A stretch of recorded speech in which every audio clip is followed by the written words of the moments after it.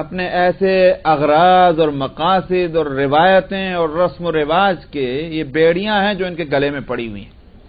تو اب اس طرح ان کا منہ اوپر کو اٹھا ہوا ہے تو یہ اب جھکے گا کیسے جب تک کہ وہ بیڑیاں نہ نکلیں. سمجھ میں آیا؟ آدمی اپنے آپ کو ان سارے بندھنوں سے نکالنے کے بعد پھر اس کے لیے ممکن ہے وہ کسی کی بات سن لے. مثلا ہمارا ایک مثال میں دیتا ہوں. اپنے ملکوں میں اسلام کا کام کرنا بڑا مشکل ہے. مثلا آپ ہندوستان کے ہندوؤں میں، ہندوستان کے کرسچین میں، ہندوستان کے سکھوں میں آپ اگر اسلام کا، اس کے برعکس یورپ میں اور امریکہ میں آسان ہے. وہ الگ بات ہے کہ ہم یہاں بھی کچھ نہیں کرتے، لیکن یہاں آسان ہے. وجہ کیا ہے؟ وجہ یہ ہے کہ وہاں ہر آدمی اپنے کچھ ایسی روایتیں ہیں اور ایسی ٹریڈیشنز ہیں جس کے بندھنوں میں بندھا ہوا ہے، وہاں سے ہل نہیں سکتا اور اپنے کو مجبور سمجھتا ہے جب تک کہ وہ ان سارے بندھنوں کو نہ توڑ دے. انہوں نے کہا یہ ابا کا بندھن ہے تو یہ اماں کا بندھن ہے تو یہ میری بہن کا ہے تو یہ میرے بھائی کا ہے، سمجھ میں آیا؟ یہ میرے چچا کا ہے تو یہ میرے تایا کا ہے، یہ میرے گاؤں کا ہے تو یہ میرے محلے کا. یہ ہیں وہ ہزار بندھن.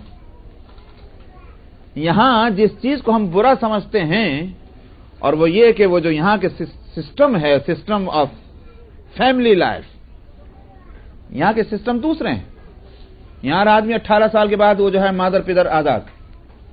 وہ ایک بعض لحاظ سے برا لگتا ہے لیکن ایک لحاظ سے وہ اچھا بھی ہے کہ اب اس کے اوپر کوئی بندھن نہیں ہے. وہ جدھر جانا چاہتا ہے کوئی نہیں پوچھتا تو کدھر کو جا رہا ہے.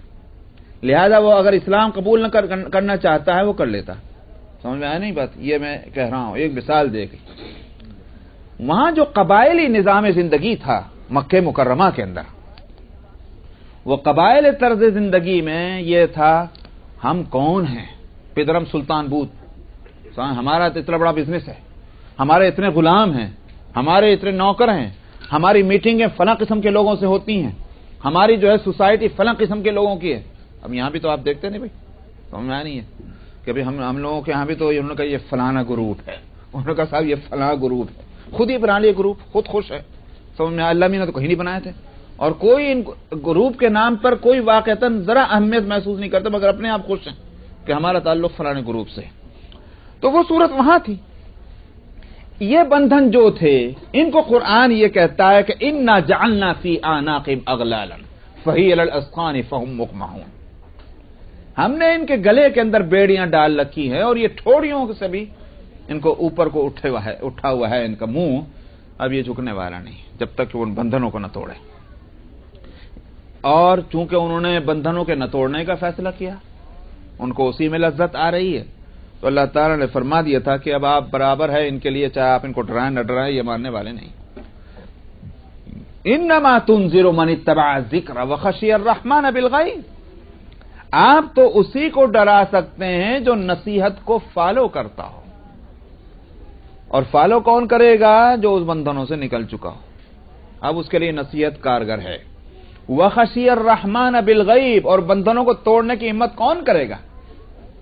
جن پر ان ساری روایتوں کے دباؤ اور پریشر کے مقابلے میں جو پریشر اور دباؤ محسوس کرتا ہے وہ اللہ سبحانہ و تعالیٰ کا. وخشی الرحمن بالغیب. بالغیب کا لفظ یہاں بڑا عجیب ہے.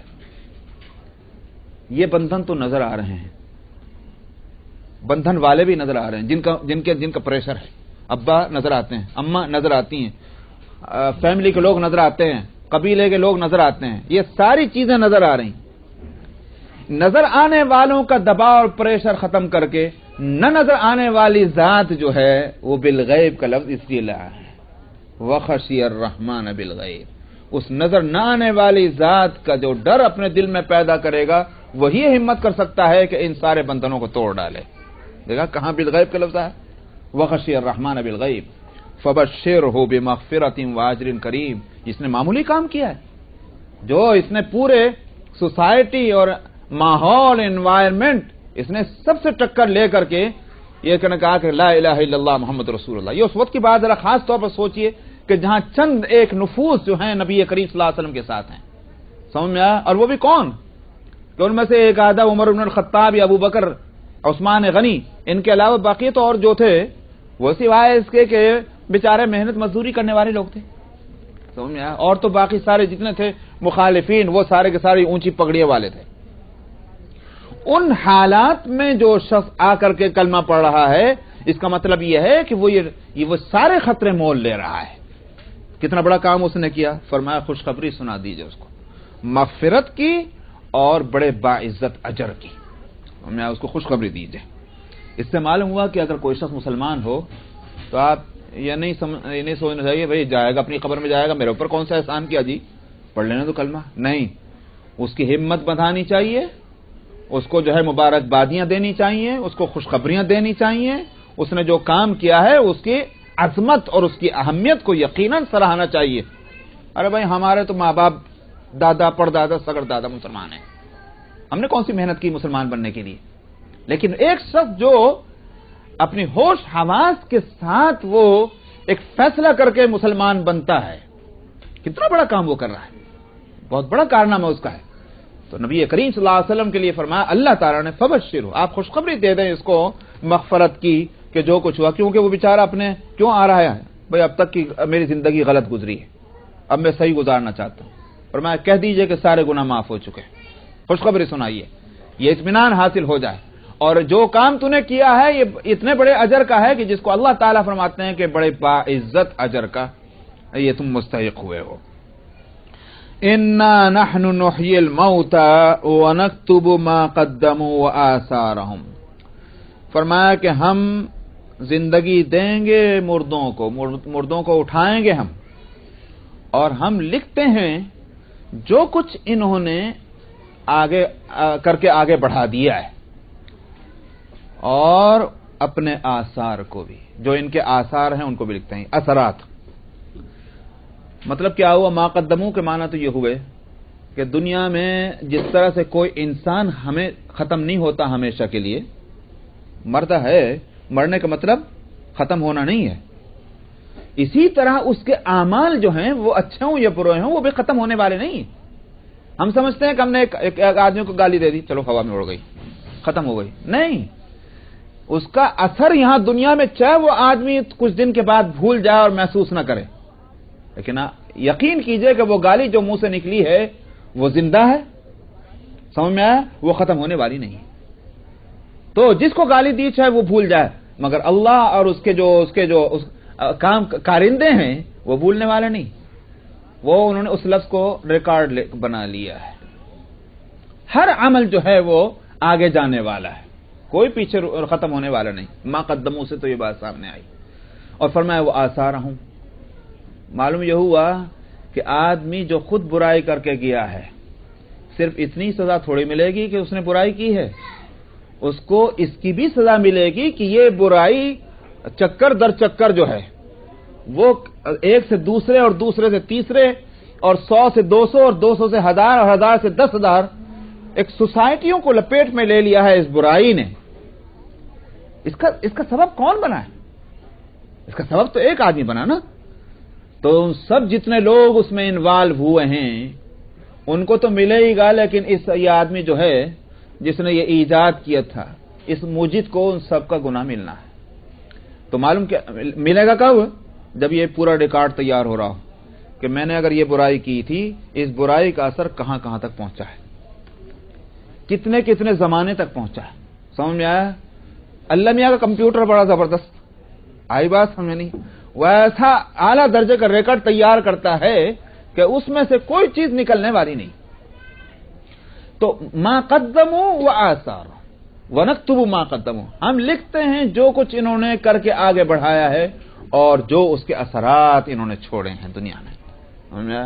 اس واسطے ہم جو خاص طور پر معاشرتی چیزیں, عبادات کا مسئلہ تو یہ ہے کہ ٹھیک ہے آپ اچھی عبادت کر رہے ہیں تو آپ کے ساتھ جا رہی ہے, اور نہیں کر رہے ہیں تو آپ کے ساتھ جا رہی, لیکن یہ جو معاشرے کی چیزیں ہیں سمجھ میں آیا, جو ہماری زندگیوں کا جن چیزوں سے تعلق ہے یہ خاص طور پر بڑا اثر کرتی ہیں. اچھی اگر روایتیں آپ قائم کر رہے ہیں تو معاشرے اور سوسائٹی پر وہ اچھی روایتیں چلیں گی, اور اگر بری روایتیں قائم کر رہے ہیں تو بری.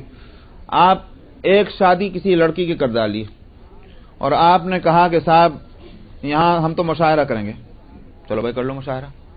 دوسرے نے کہا ہیں انہوں نے تو مشاعرہ کیا, سمجھ میں آیا, ہم تو میوزک کرائیں گے تاکہ ان سے آگے چلیں. اب آپ بتائیں کہ وہ جب پھر اس کے بعد میوزک چلی اور دوسرا نے دیکھا اچھا اس نے کون سے کو بلایا تھا, اس نے کہا وہ فلاں, مجھے تو پتہ ہی نہیں کون ہوگا گانے والا, فلاں کو بلایا تھا, انہوں نے کتنا خرچ کیا تھا اس نے, انہوں نے کہا 10,000, میں 20,000 والے کو بلاؤں گا. اب وہ چلا سلسلہ. یہ ہیں وہ معاشرے کی چیزیں. ایک آدمی ایک کام کرتا ہے, وہ قطعاً اس بات کا احساس نہیں کرتا کہ میرے اس کام کے کرنے کا نتیجہ کیا ہوگا. سمجھ میں آیا؟ اس کا نتیجہ یہ ہوگا کہ وہ برائی کے اندر سے برائی جنم لے گی اور ہر آدمی اس کمپٹیشن میں آ جائے گا کہ صاحب میں اس سے آگے تو چلوں, پیچھے نہ رہ جاؤں. مجبوری الگ بات ہے, بیچارے کو مجبوری چلنے نہ دے تو قصہ الگ ہے. سمجھ میں آیا؟ پیسے ہی نہیں ہاتھ پلے تو کہاں کو وہ اتنا خرچ کرے, وہ تو مجبوری ہے. لیکن اگر آج واقعتاً ہم میں سے ہر آدمی کے پاس اتنے پیسے ہوں کہ ہم نقلیں اتار سکیں پوری, تو کوئی آدمی بچنے والا نہیں, ہر آدمی نقل اتارے گا. یہ ہے وہ ہماری حالت, آثار ہیں یہ, اور اللہ ان کو لکھتے ہیں, فرماتے ہیں ہم نے وَنَكْتُبُ مَا قَدَّمُوا وَآثَارَهُمْ وَكُلَّ شَيْءٍ أَحْصَيْنَاهُ فِي إِمَامٍ مُبِينٍ. میں شادی کی بات اس لیے کہتا ہوں کہ وہ تباہیاں ہم دیکھے ہوئے ہیں اور آپ بھی دیکھے ہوئے ہیں جو ہندوستان میں ان روایت پسندی نے اور پاکستان میں ان روایت پسندیوں نے جو تباہیاں مچا رکھی ہیں. جوان لڑکیاں گھروں کے اندر بیٹھی ہیں, سمجھ میں آیا, اور ماں باپ بھی راتوں کی تنہائیوں میں روتے ہیں اور لڑکیاں بھی روتی ہیں. کیوں؟ اس واسطے کہ رسم و رواج جو ہیں وہ اس نے ان کے لیے دروازے بند کیے ہوئے ہیں. سب صورت ہے یہ. وہاں صدیوں کی ماری ہوئی اور پٹی ہوئی قوم ہے, یہاں ہم لوگ نئے نئے آئے ہیں اور یہاں ہم کو یہ اس کا اختیار ہے کہ اس سارا زمین کے اندر ہم چاہے کانٹے بوئیں چاہے پھول بوئیں, ہمارے ہاتھ میں ہے ہم کون سا بیج جس میں ڈالنا چاہتے ہیں. بہت آسان ہے یہاں ہمارے لیے, مگر شیطان چین سے بیٹھتا نہیں. تو میں وہ آپ نے وہ ایک آپ کو نہیں معلوم گا, یہاں ایک کتاب شاید ہو سکتا ہے مل جاتی ہو, حضرت تھانوی رحمۃ اللہ علیہ کی کتاب ہے, اس کا نام ہے اصلاح الرسوم, اردو میں ہے, چھوٹا سا رسالہ ہے چند ورقوں کا, اصلاح الرسوم. تو تھانوی نے خود ہی اپنی تقریر میں ایک جگہ فرمایا تھا کہ یہ حالت ہو گئی لوگوں کی, تو میں نے اصلاح الرسوم میں یہی رسم و رواج جو تھیں ان کو حضرت تھانوی نے لکھا کہ یہ رسم سب کو, اور بتایا کہ یہ اسلام کے خلاف ہے, اس سے یہ نقصانات ہیں. تو تھانوی نے ایک تقریر میں فرمایا کہ یہ حالت ہے لوگوں کی. ایک بڑھیا کا خط آیا میرے پاس اور اس نے یہ لکھا کہ آپ کا بہت بہت شکریہ کہ آپ نے وہ کتاب لکھے تو ہم بہت سی رسمیں بھول گئے تھے, وہ بھی یاد آ گئی. آئی بات میں نے, تو شیطان نہیں چین سے بیٹھتا, وہ برائی میں سے اچھائی نکالنے کے بجائے وہ اچھائی میں سے برائی نکلواتا ہے. تو یہی صورت یہاں ہے ہماری کہ ہم کو معلوم ہے کہ یہاں اگر ہم ان روایتوں کو رسموں کو چھوڑ کر کے اور ہم صحیح طریقے پر ہم اپنے کاموں کو کریں تو کوئی ہم کو گالی نہیں دے گا.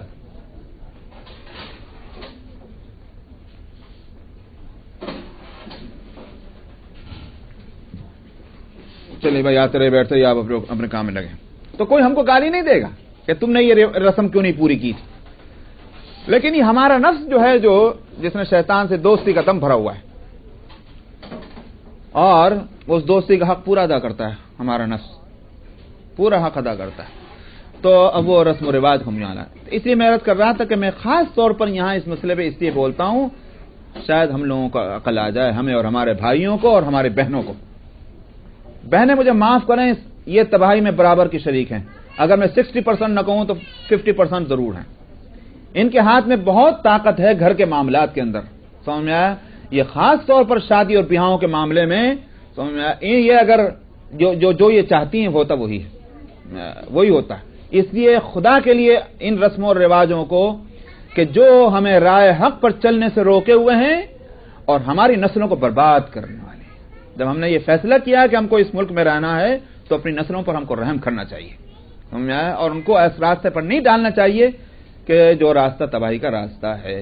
اور ہماری پوتیاں اور پڑپوتیاں, سمجھ میں, اگر ہماری بیٹیوں کو ہم نکال کے بھی لے جائیں تو ہماری پوتیاں اور پڑپوتیاں کم سے کم اپنے گھروں کے اندر وہ اس طرح بند نہ بیٹھ جائیں اور نہ روئیں, وہ ہم کو گالیاں دیں گی, وہ ہم کو بددعائیں دیں گی. آپ یقین کریں, وہ ہم کو بددعائیں دیں گی, کیونکہ ہمیں وہ رواجوں کو یہاں لا رہے ہیں ہندوستان سے اور پاکستان سے کہ جو شادیوں کو مشکل کر رہی ہے. اور میں آپ کو پہلے بھی میں نے بتایا تھا شادیوں کا مشکل کرنا زنا کو آسان کرتا ہے.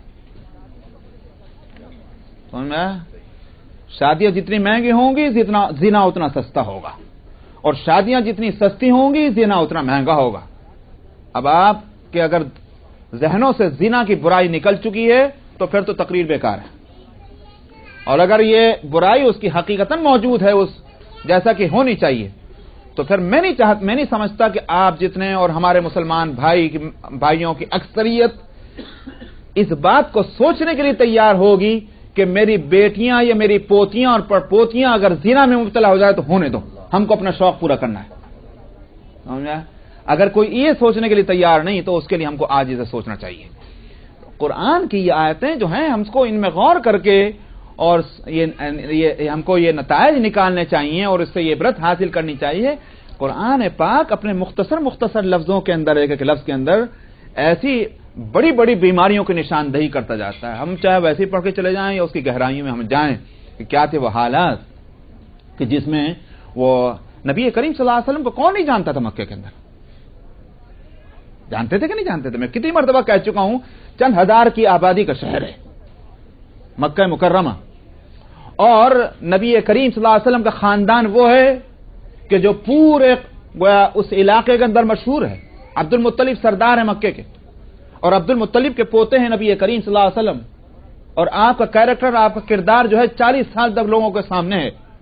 ہر آدمی جو ہے وہ صادق اور امین کہتا ہے, اور جب کوئی جھگڑا ہوتا ہے تو نبی کریم صلی اللہ علیہ وسلم کے پاس دوڑے آتے ہیں. جب کسی کو کوئی امانت رکھنی ہوتی ہے تو نبی کریم صلی اللہ علیہ وسلم کے پاس دوڑے آتے ہیں.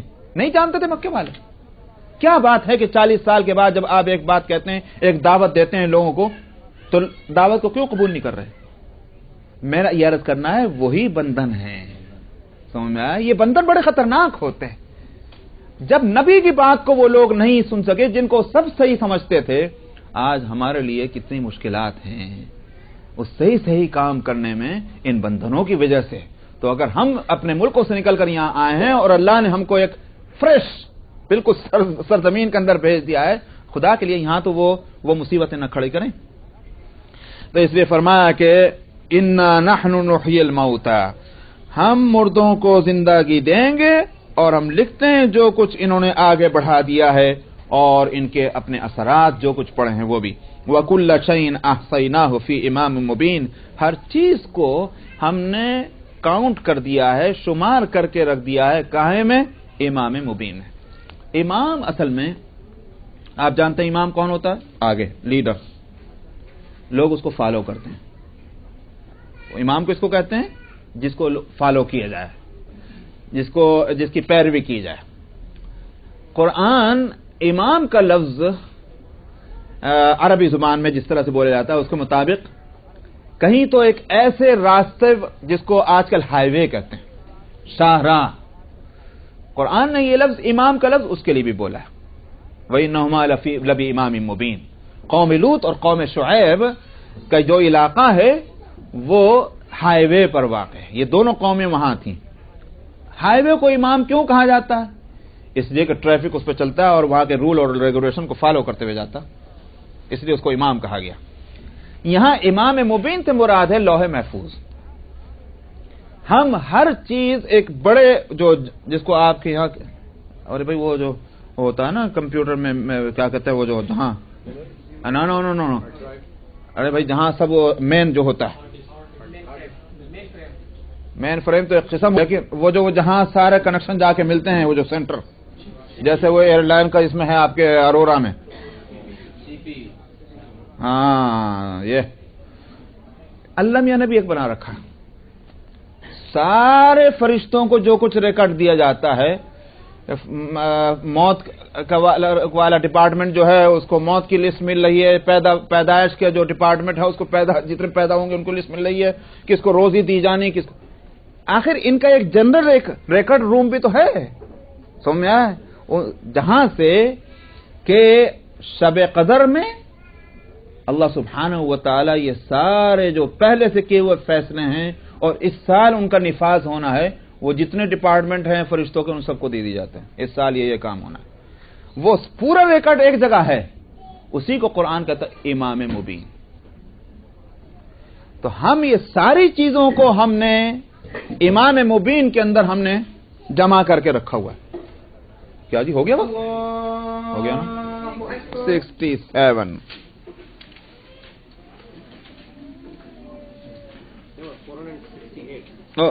ہاں وہ اچھا 68 سے ہے. چلیے 68 آیت نمبر 13. آیت نمبر 13 سورہ یاسین. اعوذ باللہ من الشیطان الرجیم. بسم اللہ الرحمن الرحیم. واضرب لهم مثلا اصحاب القرية اذ جاءها المرسلون اذ ارسلنا اليهم اثنين فكذبوهما فعززنا بثالث فقالوا إنا إليكم مرسلون. قالوا ما أنتم إلا بشر مثلنا وما أنزل الرحمن من شيء إن أنتم إلا تكذبون. قالوا ربنا يعلم إنا إليكم لمرسلون وما علينا إلا البلاغ المبين. قالوا إنا تطيرنا بكم لئن لم تنتهوا لنرجمنكم وليمسنكم منا عذاب أليم. قالوا طائركم معكم أئن ذكرتم بل أنتم قوم مسرفون. وجاء من أقصى المدينة رجل يسعى قال يا قوم اتبعوا المرسلين اتبعوا من لا يسألكم أجرا وهم مهتدون. وما لي لا أعبد الذي فطرني وإليه ترجعون. أأتخذ من دونه آلهة إن يردني الرحمن بضر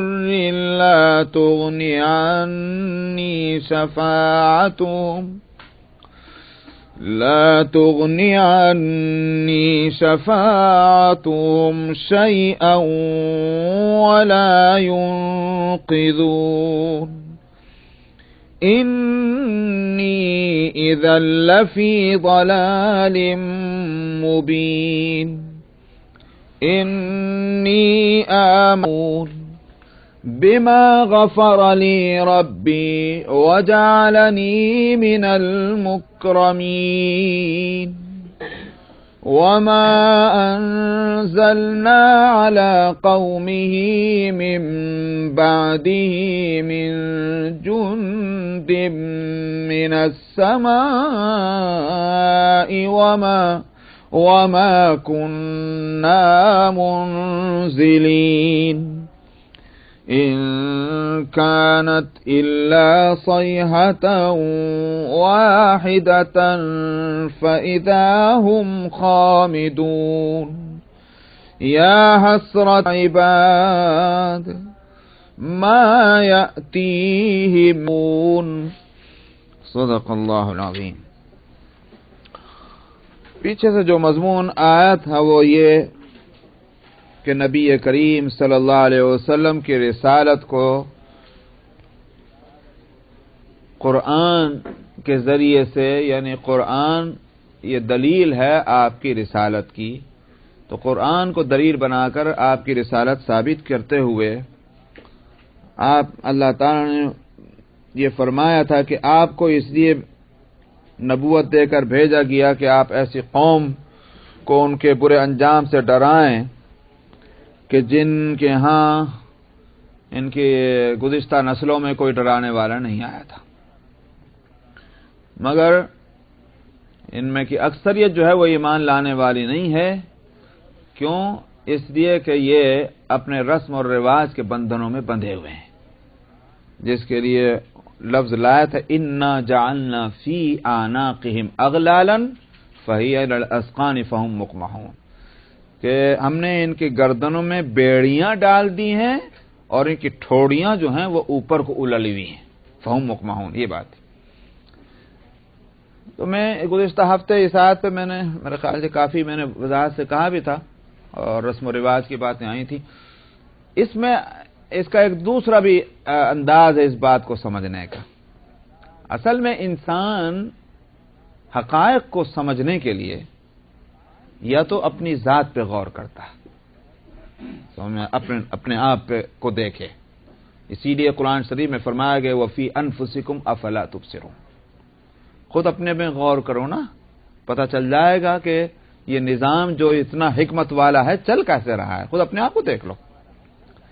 تو حقیقت حال معلوم کرنے کے لیے آدمی یا تو اپنے آپ کو دیکھے اور یا اپنے گرد و پیش کو دیکھے، یعنی چار طرف جو کچھ ہے اس کے پھیلا ہوا۔ تو اس آیت میں کہ ان کی ہم نے گردنوں کے اندر بیڑیاں ڈال رکھی ہیں، ان کی ٹھوڑیاں اوپر کو للی ہوئی ہیں، اس سے مقصد یہ ہے کہ اپنے آپ کو بھی نہیں دیکھ سکتے۔ جب منہ یوں اوپر کو ہے تو دیکھیں کہاں گے اپنے آپ کو، تو منہ اوپر کو ہے، خود اپنی ذات نظر نہیں آتی ان کو، اب یہ ہے مطلب۔ اور ان کے آگے اور پیچھے دیواریں کھڑی ہیں، تو وہ وہاں بھی وہی صورت ہے کہ آگے اور پیچھے دیواریں کھڑی ہونے کا مطلب وہ تھا کہ جو ماحول کے رسم اور رواج ہیں اس نے ان کی آنکھوں کو حقیقت حال تک گویا دیکھنے کے لیے، نظر وہاں تک پہنچانے کے لیے ان کی آنکھوں کو اس سے بند کیا ہوا ہے۔ اب ان کو جو حق نظر آتا ہے وہ وہی ہے کہ جو رسم کے مطابق ہے، اور جو رسم کے خلاف ہے وہ ان کو صحیح نظر نہیں آتا۔ تو اس کا مطلب یہ ہے کہ نہ یہ ماحول سے کوئی فائدہ حاصل کر سکتے ہیں، نہ اپنی ذات کو دیکھ کر اس سے فائدہ حاصل کر سکتے ہیں۔ اس کے بعد کہا تھا کہ ہم جو کچھ یہ ان کی حرکتیں ہیں وہ لکھیں، ریکارڈ پر تیار ہے بالکل، لہذا ہم خود دیکھ لیں گے ان کو، یہاں ایمان نہیں لاتے۔ یہاں سے جہاں سے میں نے تلاوت کی ہے یہاں سے ایک مثال دی جا رہی ہے۔ ضروری نہیں کہ قرآن جب کوئی بطور مثال کے کوئی بات کہے تو وہ یہ دیکھا جائے کہ وہ مثال جو ہے وہ کبھی ہوئی بھی تھی کہ نہیں ہوئی تھی۔ ایسا ہے، آپ بھی کہتے ہیں بھائی فرض کرو کہ اگر یوں ہو، آپ کہتے ہیں مثلا آپ کہتے ہیں بھائی اس کی تو ایسی مثال ہو گئی، تو یہ مطلب تھوڑی کہ جو آپ مثال دے رہے ہیں تو وہ ہوئی بھی ہو، یہ ضروری نہیں ہے۔ میں نے ایک اصول اس لیے بتلا دیا کہ قرآن شریف کے اندر مثالیں دی گئی ہیں مختلف، تو ان ہر مثال کے پیچھے اس بات کو تلاش کرنا کہ یہ واقعہ کب کا ہے، کہاں کا ہے، کس زمانے کا ہے، کوئی ضرورت نہیں، ایک مثال ہے۔ لیکن جہاں تک اس مثال کا تعلق ہے جو اس میں آ رہی ہے، اس کے بارے میں مفسرین یہ کہتے ہیں کہ یہ واقعہ ہوا ہے۔ وَاضْرِبْ لَهُمْ مَثَلًا، یہ اصل میں ضرب مثل کب بولتے ہیں؟ ضرب مثل بولتے ہیں کہ ایک چیز جو ہو گئی ہے اس کو لا کر کمپیئر کرایا جائے اس بات سے کہ جو ہو رہی ہے، سمجھا؟ اس کو کہتے ہیں ضرب مثل۔ آپ بھی کہتے ہیں کہ فلانی بات تو بیان ضرب المثل بن گئی، وہ اسی اضرب لہم مثلا سے آیا، وَاضْرِبْ لَهُمْ مَثَلَ الرَّجُلَيْنِ وَاضْرِبْ لَهُمْ مَثَلًا أَصْحَابَ الْقَرْيَةِ وغیرہ۔ قرآن شریف نے یہ لفظ جگہ جگہ مختلف جگہ استعمال کیا۔ آپ ان کو بستی والوں کی ایک مثال دیجیے۔ بستی والے کون؟ قرآن کوئی جغرافی کی بک نہیں ہے، ہسٹری کی بک نہیں، نصیحت کی کتاب ہے۔ جتنی بات نصیحت کے لیے ضروری ہے وہ اتنی کہتا ہے، اب اس میں جو زائدہ ضرورت ہے قرآن اس کو چھوڑ دیتا ہے۔ تو بستی کا نام قرآن نے نہیں لیا، کیونکہ بستی کا نام لینے سے نصیحت پر کوئی اثر نہیں پڑتا. نصیحت پھر بھی ہے کہ بستی معلوم ہے، اور نصیحت پھر بھی ہے کہ وہ بستی اور سبرب یا شہر نہیں معلوم. لیکن اللہ تعالیٰ جزائے خیر دے اس امت کے علماء، مفسرین، محدثین، فقہاء، کہ ان کی زندگی کا یوں کہیے کہ لذیذ ترین کام جو رہا ہے وہ کتاب اللہ اور سنت رسول اللہ میں اپنے اوقات کو لگانا. سمجھ میں آیا؟ چھپی ہوئی حقیقتوں کو نکال کر لانا. یہ اس میں ان کو حضرات کو بڑی لذتیں ملی ہیں، اس بات بڑی محنتیں کی. یہ بات کہاں ہوئی ہوگی، کب ہوئی ہوگی، یہ ساری چیزیں. حالانکہ وہ زمانہ نہ کمپیوٹر کا، نہ پرنٹنگ پریس کا، لیکن کیسی کیسی محنتیں ان حضرات نے کی ہوں گی. وہ بات الگ ہے کہ بعد میں آگے چل کر کے تحقیق نے مثلا کسی مسئلے میں بتایا جائے گا بھائی فلان انہوں نے جو تحقیق کی تھی، ریسرچ کی، وہ غلط ہو گئی.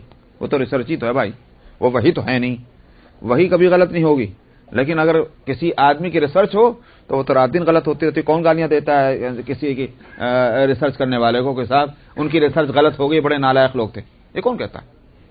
رات دن آپ کی میڈیسن میں، انجینئرنگ میں، سائنس میں، ٹیکنالوجی میں ریسرچ بدلتی رہتی. تو جن کی ریسرچ غلط ہو گئی تو ان کو کون گالی دے گا؟ ریسرچ ان حضرات نے ریسرچ کی ہے. تو اگر آگے چل کر کے کچھ باتیں ایسی ہوں کہ وہ بات سامنے آ جائے کہ نہیں بھائی یہ بات اس طرح نہیں، اس طرح ہے، ٹھیک ہے، وہ کرو. قرآن پر اس سے کوئی اثر نہیں پڑتا. یہ ساری باتیں میں اس لیے کہہ رہا ہوں کہ جو آگے مجھے بتانا ہے تو وہ صحیح ہو یا غلط ہو، اس کا تعلق قرآن سے نہیں ہوگا، علماء کی تحقیق سے. علماء نے جو ہے دور اول میں جو تابعین کا زمانہ ہے، اس میں ہیں وہاب ابن منبہ، اور وہاب ابن منبہ اور کعب احبار رضی اللہ عنہم یہ دراصل شاگرد ہیں عبداللہ ابن عباس رضی اللہ عنہما کے. اور یہ حضرات جو ہیں وہاب ابن منبہ اور کعب احبار، انہوں نے بہت تفصیلی مطالعہ کیا ہے اسرائیلیوں کے مذہبی لٹریچر کا اور قومی لٹریچر کا. بہت مطالعہ کیا. اس واسطے وہ بہت روایتیں اسرائیلیوں سے متعلق، یعنی یہودیوں نصرانیوں سے متعلق، اور ان کی کتاب اور لٹریچر، بہت روایتیں ان سے ملتی ہیں تفسیر کی کتابوں میں. اب اس میں بات صحیح بھی ہوتی ہیں اور بات، جیسے مثال کے طور پر اب ان کی کتابیں کون سی آج تک محفوظ چلی آ رہی ہیں. یہ تو جس کتاب کو آسمانی کتاب کا درجہ دیتے ہیں وہی جب اصل نہیں رہی تو اور تو کیا کسی کا فائدہ. تو اس واسطے اگر وہ چیزیں آج بدل گئی ہوں، آج ہم کو نہ ملتی ہوں، تو نہ ہم کو وہاب ابن منبہ کو برا کہنے کی ضرورت ہے، نہ کعب احبار کو، نہ عبداللہ ابن عباس رضی اللہ عنہ. سمجھ میں آیا؟ ان کی تحقیق یہ ہے، ان سے جو روایتیں کتابوں میں آتی ہیں وہ یہ کہ یہ انطاکیہ کا واقعہ.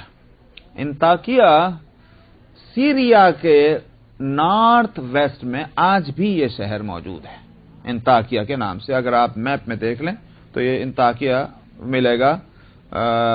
میڈیٹرینین جو سی ہے بالکل اس سے لگا ہوا ہے یہ شہر. ان کا کہنا ہے کہ یہ انطاکیہ کا واقعہ، وہاں یہ صورت ہوئی جو واقعہ آگے آ رہا ہے. اچھا، اس میں اس بستی والوں پر، اس شہر والوں پر عذاب کے آنے کی بات آ رہی ہے. تو بعد کے حضرات نے جو اس پر تحقیق کی آج کل، تو انہوں نے کہا کہ بھئی ہم نے ان کے اہل کتاب کا جو لٹریچر دیکھا ہے، نصرانیوں کا، یہودیوں کا، اس سے یہ بات نہیں ملتی کبھی انطاکیہ میں کوئی عذاب اللہ سبحانہ و تعالی کا آیا ہو حضرت عیسیٰ علیہ الصلوۃ والسلام کے بعد. اس پر تو سب کا اتفاق ہے کہ واقعہ عیسیٰ علیہ الصلوۃ والسلام کے بعد کا ہے. تو انطاکیہ شہر پہ کوئی عذاب آیا ہو یہ ہم کو نہیں ملتا، نمبر ایک. نمبر دو، حضرت عیسیٰ علیہ الصلوۃ والسلام کے انتقال کے بعد ادھر ادھر کے شہروں میں انطاکیہ ایک ایسا شہر ہے جو اس زمانے میں روما کے کنٹرول میں تھا، اور ان بڑے شہروں میں جو بعد میں آگے چل کر کے نصرانیوں اور عیسائیوں کے بڑے مرکزی شہر بنے ہیں. سمجھ میں آیا نہیں؟ جیسے بیت المقدس، سمجھ میں آیا، یروشلم جس کو کہتے رہے ہیں. اسی طرح سے ایک انطاکیہ، اور وہاں استنبول جس کو کہتے ہیں، یہ ان کے شہر بڑے مرکزی بنے ہیں اپنے مذہبی لحاظ سے وہاں کام. اس میں ایک انطاکیہ بھی ہوا، اور ان 3-4 شہروں کے اندر انطاکیہ کے تعلق سے ان کا لٹریچر یہ کہتا ہے کہ انہوں نے سب سے پہلے ان کا دین قبول کر لیا ہے. کس کا؟ نصرانیت کا. تو لہذا جب سب سے پہلے انہوں نے دین قبول کیا تو پھر ان کے اوپر تو عذاب آنے کا سوال ہی نہیں تھا. لہذا انطاکیہ میں یہ واقعہ ہوا ہی نہیں. یہ ہے آج کل کے لوگوں کا کہنا. تو میں نے اس لیے کہا کہ یہ اس شہر میں ہوا یا اس شہر میں نہیں کسی اور شہر میں ہوا، قرآن کی اس بات پر اس سے کوئی اثر نہیں پڑتا، اور نہ اسی طرح سے ان حضرات کے درجے کی اور مرتبے کی بلندی پر کوئی اثر پڑتا ہے. مجھے وہ ساری بات اس لیے کہنی پڑی ہے. تو فرمایا کہ مثال دیجئے ان کو بستی والوں کی، اذ جاء المرسلون، یہ اس وقت کی بات کہ جب ان کے پاس مرسل جن کو بھیجا گیا تھا وہ آئے. مرسل رسول ایک ہی معنی ہے. تو رسول اور مرسل عربی گرامر کے لحاظ سے ان دونوں میں کوئی فرق نہیں ہے. مطلب یہ ہے کہ ایک ہی معنی ہے. جیسے آپ کہتے ہیں مقتول، مقتول کے معنی کیا ہے؟ جس کو قتل کیا جائے. اور قتیل بھی عربی میں اسی کو کہتے ہیں جس کو قتل کیا جائے. سمجھ میں آیا؟ من قتل قتیلا، یہ حدیث کے الفاظ ہیں. تو جیسے قتیل اور مقتول ایک ہی چیز ہے، اسی طرح سے رسول اور مرسل ایک ہی چیز ہے. تو اب یہاں جب رسول آیا تو رسول دیکھنا یہ ہے کہ یہ اصطلاحی معنی میں ہے یا لغوی معنی میں. لغوی کا مطلب یہ ہے کہ عربی گرامر ڈکشنری میں تو میں اگر آپ کو کسی کام کے لیے وہاں بھیجوں گا ذرا سا آفس چلے جائیے، تو ڈکشنری کے اس میننگ کے لحاظ سے آپ میرے رسول ہو گئے، جس کو آپ اردو میں کہتے ہیں قاصد، ایلچی. سمجھ میں آیا؟ تو آج کل کے اگر کسی گورنمنٹ کا ہو تو ایمبیسیڈر کہتے ہیں نا، جو بھی کہیے، یہ ایک رسول ہو. اصطلاحی معنی کے اندر کیا ہوگا؟ اللہ نے کسی کو مقرر کیا ہو لوگوں تک دین پہنچانے کے لیے، اس کو رسول کہا جائے. یہ اصطلاحی معنی ہے. سوال یہ ہے کہ یہاں مرسل کا لفظ آیا تو کیا اللہ نے ان کو رسول بنایا؟ نہیں. کیوں؟ عیسیٰ علیہ السلام کے بعد کا قصہ ہے، اس کا سب پر اتفاق ہے. اور عیسیٰ علیہ السلام کے بعد کوئی رسول نہیں آیا، نبی بھی نہیں آیا، رسول تو کہاں سے آئے گا؟ کیونکہ نبی اور رسول میں تو فرق ہے نا بھائی. نبی اصطلاح شریعت میں اس کو کہتے ہیں کہ جس کو اللہ نے لوگوں کی ایک عام ہے کہ صاحب اس کو شریعت ملی ہو کہ نہ ملی ہو، اور یا پچھلی شریعت کی تعلیم اور تبلیغ، لیکن اللہ نے اس کو مقرر کر دیا ہے، اس کو نبی کہتے ہیں. رسول ایسے نبی کو کہتے ہیں کہ جو صاحب شریعت اور صاحب کتاب ہو، اس کو رسول کہا جاتا ہے. تو نبی عام ہے، رسول خاص ہے. تو صاحب یہ ایک معنی کے لحاظ سے ہے، ورنہ دوسرے معنی کے لحاظ سے رسول عام ہے، نبی خاص ہے. یہ تو کمال ہے عربی کا اور اسلامی علوم کا. جو معنی میں نے بتلایا اس کے لحاظ سے تو رسول خاص ہے اور نبی عام ہے. صاحب شریعت کو رسول کہتے ہیں، اور جو صاحب شریعت ہو یا نہ ہو تو اس کو نبی کہتے ہیں. مطلب اللہ نے جس کو مقرر کر دیا، اس لحاظ سے نبی عام ہے. اور ایک اور یہ کہ نبی تو صرف انسانوں میں ہوگا، لیکن رسولوں کا انسانوں میں ہونا ضروری نہیں ہے، غیر انسانوں میں بھی ہو سکتا ہے رسول. خود اللہ سبحانہ و تعالی نے قرآن شریف میں فرمایا اللہ یصطفی من الملائکۃ رسلا ومن الناس. اللہ نے منتخب کر لیا ہے رسول، منتخب کر لیے ہیں رسول فرشتوں میں سے اور انسانوں میں سے. سمجھ میں آیا؟ خود حضرت جبریل کے واسطے کیا لگا وما ہوا بقول کیا تھا وہ سورہ اس میں ہے نا لا الہ الا اللہ، سورہ تکویر کے اندر کیا لفظ آیا ہے؟ بقول رسول کریم. تو یہ آ گیا انہ لقول رسول کریم ذی قوت عند ذی العرش مکین مطاع ثم امین.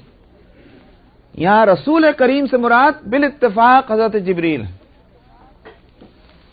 تو یہ ظاہر ہے کہ اس لحاظ سے دیکھا جائے تو لفظ رسول عام ہو گیا، کیونکہ رسول کے معنی کیا میں نے بتایا؟